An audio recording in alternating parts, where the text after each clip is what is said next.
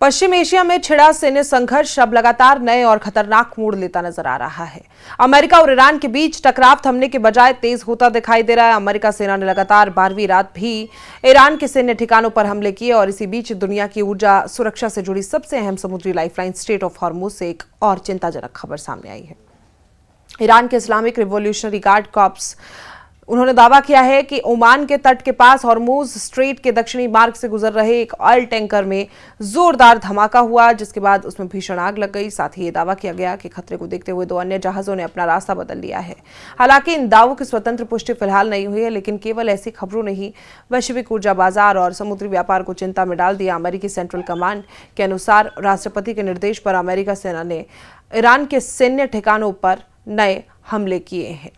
अमेरिकी सेना का कहना है कि इन हमलों का उद्देश्य ईरान की उन सैन्य क्षमताओं को कमजोर करना है जिनके जरिए अंतर्राष्ट्रीय समुद्री मार्गों और व्यापारिक जहाजों के लिए खतरा पैदा हो रहा है। और अमेरिका का आरोप है कि ईरान और उससे जुड़े सशस्त्र समूह क्षेत्र में मिसाइलों, ड्रोन और समुद्री बारूदी सुरंगों के जरिए अंतर्राष्ट्रीय नौवहन को बाधित करने की कोशिश कर रहे हैं। इसलिए समुद्री व्यापार की सुरक्षा सुनिश्चित करना उसकी प्राथमिकता है।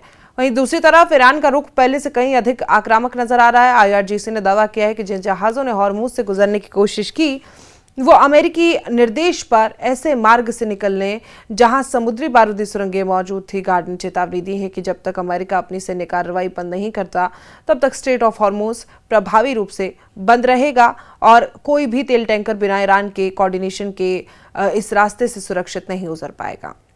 ये बयान केवल सैन्य चेतावनी नहीं है, बल्कि वैश्विक ऊर्जा बाजार के लिए भी एक गंभीर संदेश माना जा रहा है। हॉर्मुज जलडमरू मध्य यानी कि हॉर्मुज स्ट्रेट दुनिया का सबसे महत्वपूर्ण ऊर्जा गलियारा माना जाता है। फारस की खाड़ी से निकलने वाला सऊदी अरब, इराक, कुवैत, संयुक्त अरब अमीरात, कतर और ईरान का अधिकांश तेल इसी संकरे समुद्री मार्ग से होकर दुनिया के अलग अलग देशों तक पहुंचता है। अनुमान है कि वैश्विक समुद्री तेल व्यापार का लगभग 5वां हिस्सा किसी न किसी रूप में इसी रास्ते से गुजरता है और यही वजह है कि यहाँ पैदा होने वाला हर तनाव सीधे अंतर्राष्ट्रीय कच्चे तेल की कीमतों, शिपिंग लागत और वैश्विक महंगाई को प्रभावित करता है। अगर हॉर्मुज में जहाजों की आवाजाही लगातार बाधित होती है तो इसका सबसे बड़ा असर एशियाई देशों पर पड़ेगा।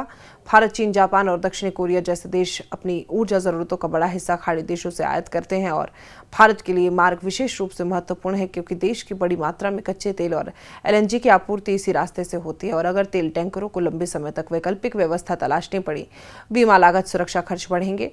इसका सीधा असर भारत में पेट्रोल, डीजल, रसोई गैस, परिवहन लागत और महंगाई पर भी पड़ेगा। सिर्फ तेल ही नहीं बल्कि अंतर्राष्ट्रीय शिपिंग उद्योग भी संकट से प्रभावित होंगे और अगर किसी जहाज पर हमले का खतरा बढ़ता है तो बीमा कंपनियां युद्ध जोखिम प्रीमियम बढ़ा देती है। जहाज मालिक अतिरिक्त सुरक्षा व्यवस्था अपनाते हैं और कई कंपनियां अपने जहाजों को दूसरे रास्तों से बेचने लगती है और इससे समुद्री परिवहन महंगा हो जाता है और वैश्विक सप्लाई चेन प्रभावित होती है। कोविड महामारी के बाद दुनिया ने सप्लाई चेन संकट का असर देखा था। अब पश्चिम एशिया का ये संघर्ष फिर वैसी ही चुनौतियां पैदा कर रहा है और आगे भी कर सकता है। ईरान की रणनीति भी इसी समुद्री दबाव पर आधारित मानी जा रही है। विशेषज्ञों का इस पर मानना है कि अगर ईरान सीधे अमेरिका की सैन्य शक्ति का मुकाबला नहीं कर सका तो वो समुद्री व्यापार और ऊर्जा आपूर्ति को प्रभावित करके अंतर्राष्ट्रीय दबाव बढ़ाने की कोशिश कर सकता है। हॉर्मुज स्ट्रेट उसकी सबसे बड़ी रणनीतिक ताकतों में से एक है और यही कारण है कि हर बार अमेरिका और ईरान के बीच तनाव बढ़ता है तो सबसे पहले दुनिया की नजरें इस समुद्री मार्ग पर टिक जाती है। हालांकि दूसरी ओर अमेरिका और उसके सहयोगी देश ये स्पष्ट कर चुके हैं कि वो अंतर्राष्ट्रीय समुद्री मार्गों को खुला रखने के लिए सैन्य कार्रवाई जारी रखेंगे।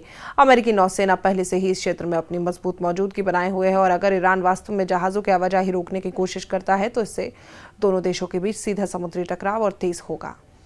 इस पूरे घटनाक्रम में एक और चिंता की बात यह है कि अगर हॉर्मुज के साथ लाल सागर और बाब अल मंदेब जैसे बाकी के समुद्री रास्ते असुरक्षित होते हैं तो वैश्विक व्यापार को दोहरा झटका लगेगा। पहले ही हुती विद्रोहियों की गतिविधियों के कारण लाल सागर में जहाजों की सुरक्षा को लेकर चिंता बनी हुई है।